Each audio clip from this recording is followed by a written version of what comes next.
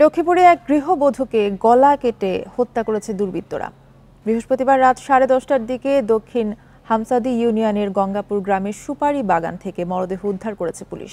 এখন জন্ম সনদ দিয়ে খোলো বিকাশ স্টুডেন্ট অ্যাকাউন্ট। নিজের বিকাশ নিজে কর। নিহতের পরিবার ও স্থানীয়রা জানায়, বৃহস্পতিবার দুপুর 1টার দিকে বিনু বেগম জ্বালানির জন্য সুপারির বাগানে খোল পাতা খুঁজতে যায়। পরে ফিরে না আসায় সবাই তাকে খুঁজতে বের হয়। রাতে নিজ বাড়ি থেকে প্রায় 1 কিলোমিটার দূরে সুপারি বাগানে মিনু বেগমের মরদেহ পড়ে থাকতে দেখে পুলিশকে খবর দেয় তার স্বজনেরা। হত্যার কারণ জানতে তদন্ত করছে পুলিশ।